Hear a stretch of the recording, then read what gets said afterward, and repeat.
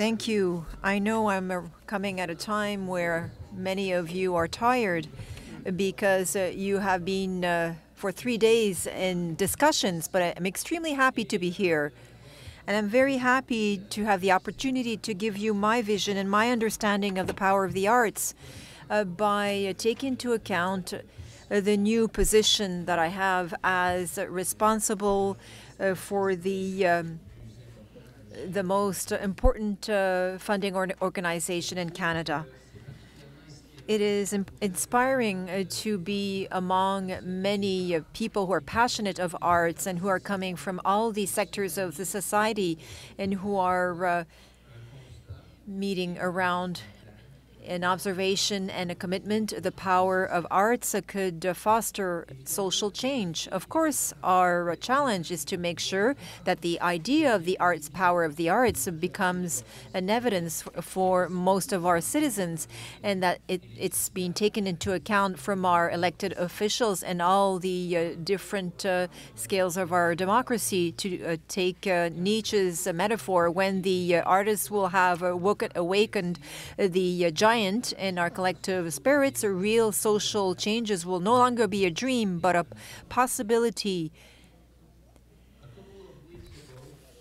Just as I began preparing my notes for this presentation, the council's office on Elgin Street were locked down. Just outside our doors were gunshots and sirens and a shooter on the streets. In the hours and day following, we were submerged by news report, literally thousands of video, articles, sound bites, and photos. Some informative, many sensationalist in French. Rumors and facts jumbled together to create a climate of fear, shock, and sadness. The reason I mention this is to point out that news is only one kind of storytelling, and that in moments like this, it saturates our consciousness, shapes our reactions and emotion, yet there are many other powerful and meaningful forms of storytelling by the artists, by singers, by poets, and by dancers. It's very interesting because that story, when we were working on this speech at the Canada Council, two members of the communication team came to me and said, why don't we use that and just kind of write an open ed for the Ottawa Citizen, 640 words. And the story was published, I guess, was released Friday morning.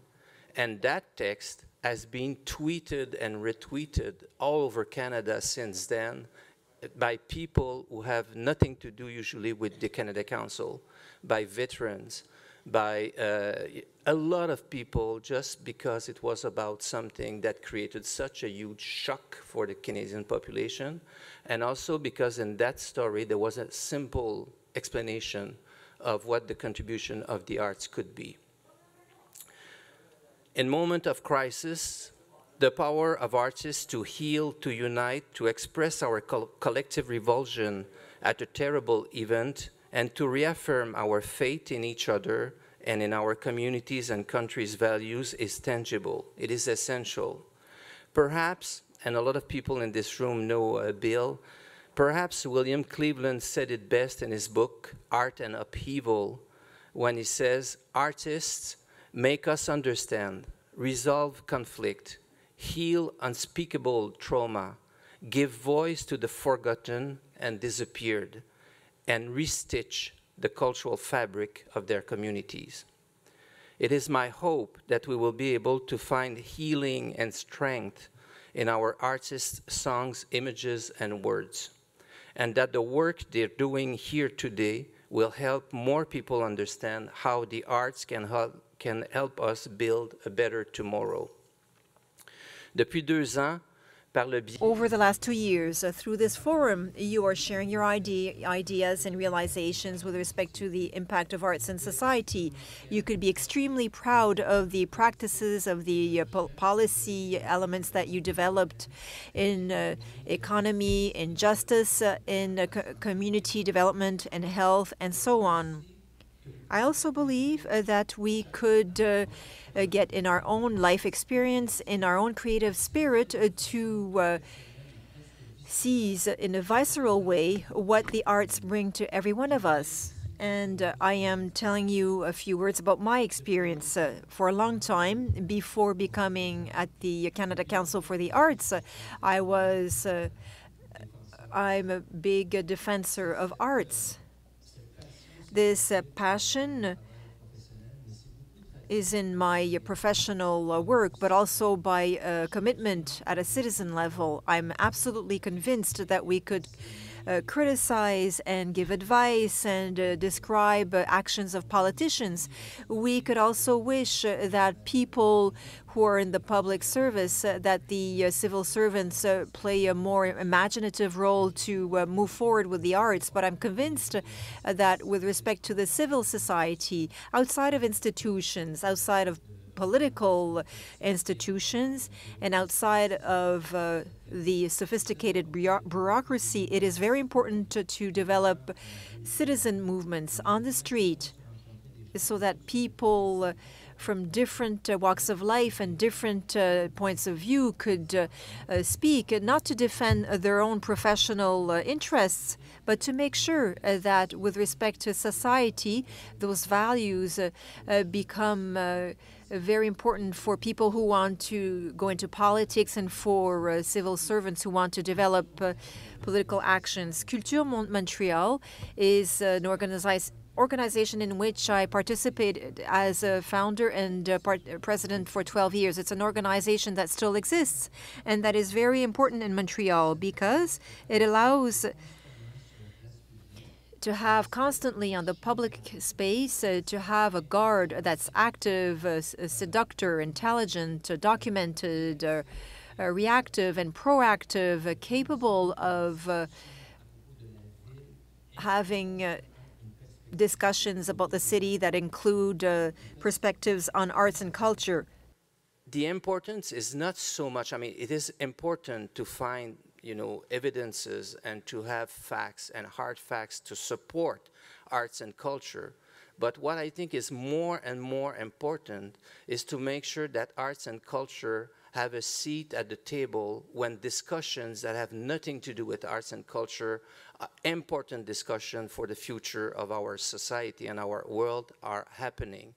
It is important to make sure that we are invited as artists and are supporter of the arts to those conversations dealing with problems that are absolutely impossible to solve without the contribution of the arts and culture. And when we're not invited, it is also very important to invite ourselves to those conversations. Politely, but we have to invite ourselves to those conversations.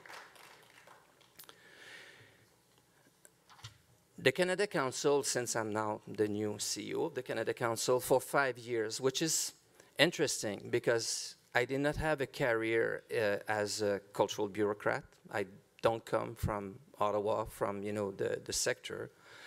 I have the longest mandate ever given to a CEO, 5 years as a first mandate. So it gives enough time to achieve things. And the last thing in the world that someone could say is that I have a hidden agenda. I have a very, very public agenda. So, being appointed after years and years of arguing and fighting for and demonstrating the importance of arts and culture and being in charge of the main funder of arts in Canada is an extraordinary moment for me personally, and I hope for the arts sector himself. Canada Council was formed as a recommendation of the Vincent Massé Commission in the post-World War II era. During this time, there was a strong sense that Canada had something unique to offer its citizens and the world, artistic expression and creative solution to the issues of the times. I should also note that the Commission, the Vincent Massé Commission, recommended the formation of the Canadian Commission for UNESCO, to work towards a more peaceful and better world through education, science, culture, information, and communication. And this commission is housed at the Canada Council for the Arts. It continues to operate within the Council, and we benefit from the wealth of knowledge and connections created by its networks of government, departments, institutions, associations, and individuals, active and engaged experts in their respective fields. But this is really a secret. Even the clients of the Canada Council, you know, the 16,000 organizations getting support from the Canada Council, don't have a clue about, you know, what is the Canadian Commission of UNESCO and why is it at the Canada Council. But it's there. And I find it's extraordinary because there's a way for us right now to remove the dynamic, the synergy between the funding activities of the Canada Council and this very broad platform that is the Canadian Commission for UNESCO. And it's my intention to activate that synergy. It is now close to 60 years since the Canada Council was formed, and the world has undergone a sea of change due to the large-scale impacts of technology, globalization, and concerns for sustainability. The reverberations of those changes have, of course, affected the arts, forcing us at the Canada Council to rethink how we can best fulfill our mandate, which is to foster and promote the study and enjoyment of and the production of works of art. This represents a considerable challenge, but we are also embracing it as an opportunity. Technology allows us not only to work differently, but it is almost even more important. It creates more social behaviors individually and collectively, founded on values that are more and more different from the ones that we had in the past. In the artistic and cultural world, there are new forms of practices, of cultural practices. For example, video games in our days hire more professional sound artists, facilitators, visual artists than the filmmaking industry. At the same time, we are seeing the implosion of the music industry and the weakening of writing and publishing.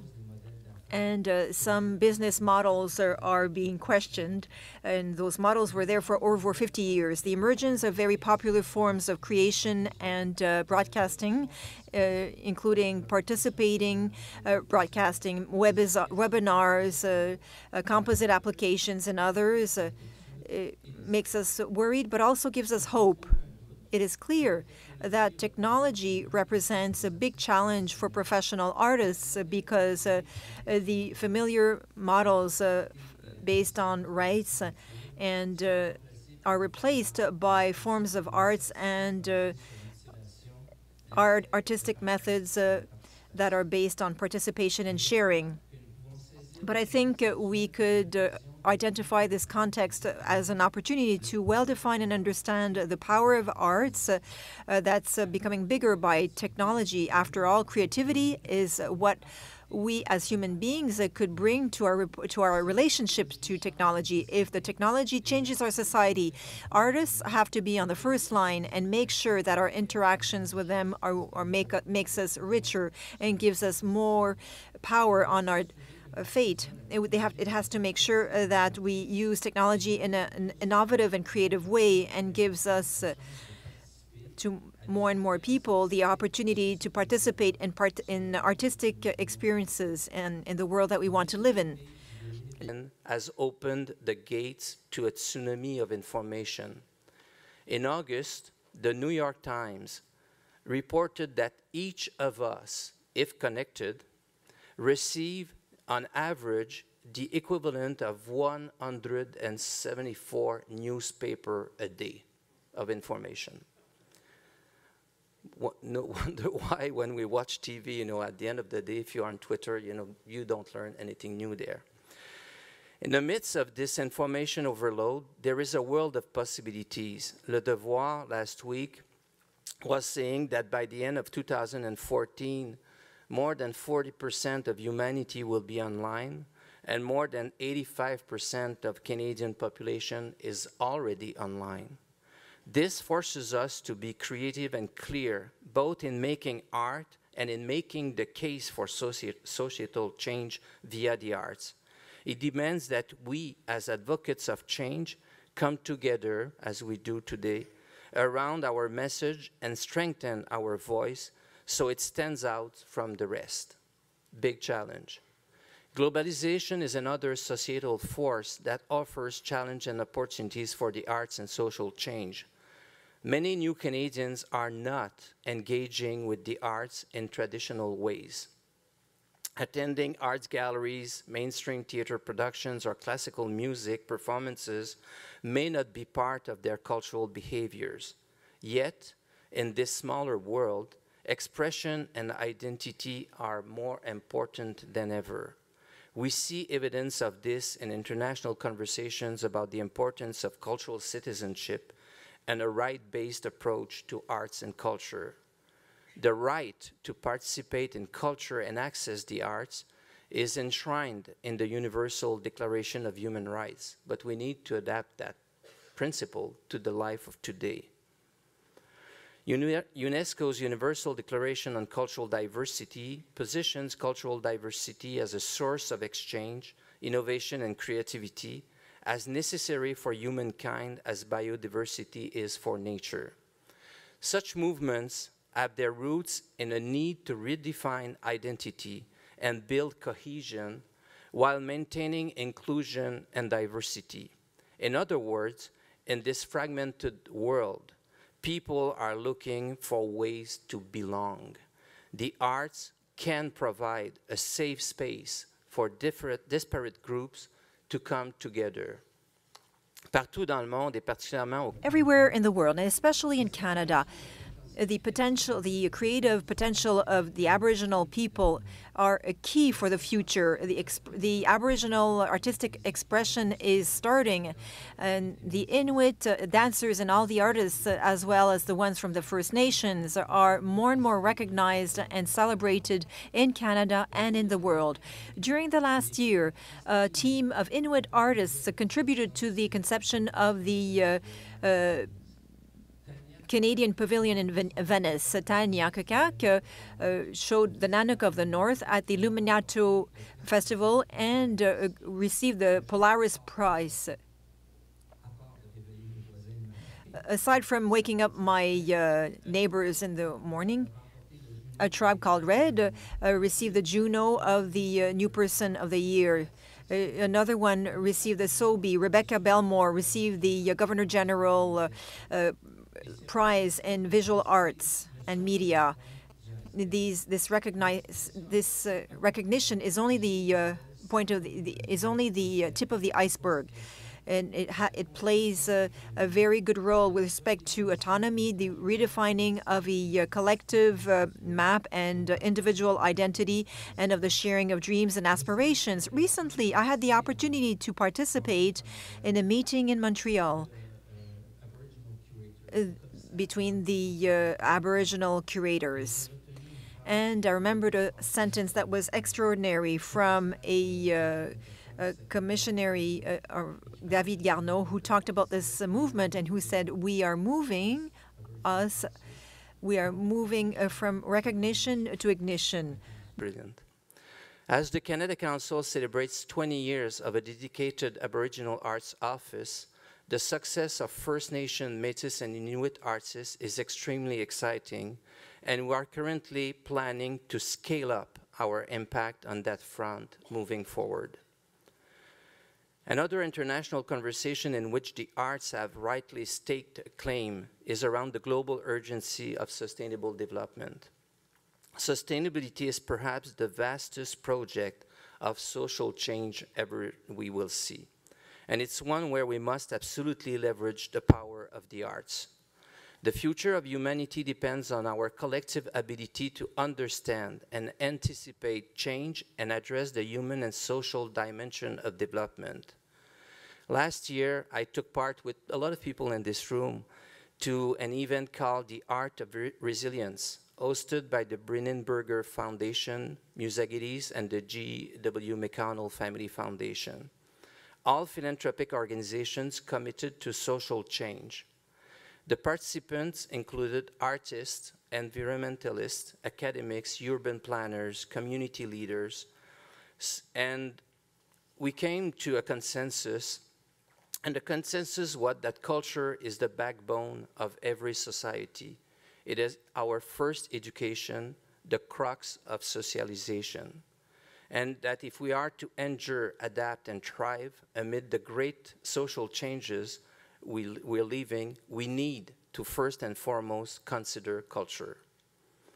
Think about it for a moment. How can one express, interpret, channel, and project dreams, hopes, creativity, needs, and aspirations of a community in all its diversity, differences, and singularity without the arts, without reference to cultural heritage, landscape, and tradition? Ainsi, lorsque nous Thus, when we associate sustainability and environment, we have to insist for all vision of development integrates culture in a vast way. That is essential if we want to stimulate and mobilize the imagination and creativity in people for sustainable development, so that our development becomes a vast civilization project. In my new point of view, as the CEO of the Canada Council for the Arts, I'm asking myself three important questions. Firstly, how could we, with limited resources, take upon this new world that I just described? Secondly, how could we increase our impact within the society, and at the same time, our incidence on creation and the sharing of art? And thirdly, how could we do all of this without ignoring the artists, organizations, and model of operations that we have supported over 50 years? One thing is clear. Redoing the same thing is not a sustainable solution. We need to innovate. What we want to do is a little more of the same is absolutely out of question. Dans la mesure où nous sommes un bailleur, if we are a public national funder, our programs are our main mean of support. We are reassessing our programs to increase the access to emerging artists, including the marginalized artists, meaning the Aboriginals, the diversity, and the important community of people who have a handicap. To help arts organizations navigate change and grow their own resilience so that they can continue to be a force in their communities.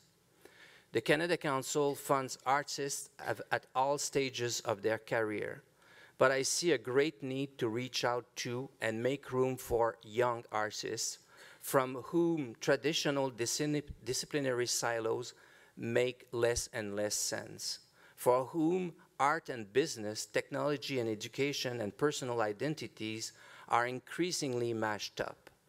We need to support these young artists as they invent new arts forms and new business and distribution models for their work. And to be sure, the question of supporting the next wave of talented artists on their own terms and of investing in a culturally empowered future are closely related. We are also building our research capacity at the Canada Council in order to better collect and share statistics and convincing narratives on the impact of our funding in communities across the country. The artists and arts organizations that we fund have achieved great success working in collaboration with all sectors of societies. They are acting now with projects that are making a difference in terms of health, justice, economic development, and community building. We want to bring these stories to life and share them with our fellow advocates like you. And still, we must do more. Au Conseil des Arts, at the Canada Council for the Arts, we recognize precisely that our role is not only about giving out checks. That's very important, but it's not only about that. Our role is a leader to to play in discussions as the value of arts in our personal lives and in society. The interpretation of the double mandate of the Canada Council of the Arts is to promote arts and promote the study and appreciation of arts is not so much to exponentially increase the arts created, but rather to increase exponentially the commitment of the public towards the arts and the experiences created in Canadian spaces. Arts has been seen as quite passive, measured in ticket sales and attendance. The public deserves better. We need to recast the idea of public engagement as a way of enriching the lives of citizens, as an opportunity for people to access, attend, participate, discuss, and experience the arts at the highest level of proficiency and excellence. Public engagement needs to be seen as a democratic concern of utmost importance, as heightened and shared awareness of the cultural dimension of our development. We, for many years at the Council, funded artists and arts organizations to carry out activities and projects that foster and promote public engagement. We will, of course, continue to do so. But for the Canada Council, this is no longer enough. At this point in time, it's vital that we walk our talk in terms of public engagement. We, and all of us who believe in the power of the arts, need to invoke and support with persuasive evidence, whenever possible, a much broader discussion on the role of arts and culture in society that we have typically done in the past. We need to engage a much wider range of stakeholders and social leaders to act in new ways. We have to convince our politicians and civil society to renew a realistic and astute wager, and it is to bet on the arts and culture as a vector of the development of full creative potential of individuals, communities, cities, and the nation. Mais comment atteindre cet objectif ultime? But how can we reach this goal? We must insist for the arts to have their place in all sectors of activities, wherever there are some discussions to open up new avenues for the future. When we get there, we will need facts and evidence at hand. We will need to draw the best of these opportunities to prove without any doubt that the major issues of our times cannot be solved without the participation of artists and art. I realize that what I'm proposing to the Canada Council for the Arts, I've been there only 4 months, is quite a challenge. And I count on you all here to help me rise to the challenge, because I know I can count on the great defenders of the arts like you. And to rise to the challenge, I think we have to come back to our personal reality. Our exchanges can be worldwide, our efforts collective, but the true power of the arts always start by one person, and then another one, and then another one. To quote my colleague Robin Archer, she's the Deputy Chair of the Board of the Australian Arts Council, and she said, "The core values of the arts are awe, wonder, the stimulation of curiosity and the creative muscle, the alchemy of imagination, the stimulation of emotion in many adult existence, and the enlivening of the lazy synapses of our much underused brains." It's an inspiring and empowering statement. It's at once intensely personal and surprisingly universal.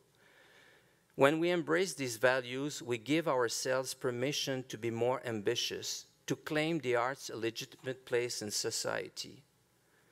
It's time to go bold or go home. The mere act of coming together today under the banner of the power of the arts is an act of ambition and courage.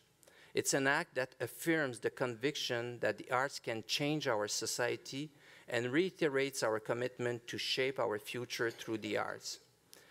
Et pour terminer, and in conclusion, good luck to translators. I would like to leave the end of my speech to a young man who died young, but who lived in the 19th century, Arthur Rimbaud, in his letters. And it's incredible how he could see precisely what would happen. He described eloquently the role of the artist and his power to transform society. It's a text that is still nowadays very inspiring and relevant. So I'll conclude with this letter of Rimbaud to Paul de Meny, dated May 15, 1871. I say that we must see in the future. The poet can see in the future through a deregulation of all his senses, all forms of love, suffering, and craziness. He's looking for that. He gets all the poisons out inside of himself. And further along, Rimbaud adds, so the poet is really a person who steals fire. He will have to listen to all the interventions, and if he remembers what he sees, he can give a shape, a form, find a language. This is not Rimbaud saying that. It's very important to find a language. This language will be from the soul to the soul, summarizing everything: perfume, sound, color, from the thought to the thought. The poet would define the quantity of the known in himself. He would give more than the formula of his thought. Enormity would become a norm absorbed by all. He would therefore be a multiplier of progress. Opportunity to be here today to talk with you. Merci beaucoup d'avoir écouté. Merci. Thank you for listening.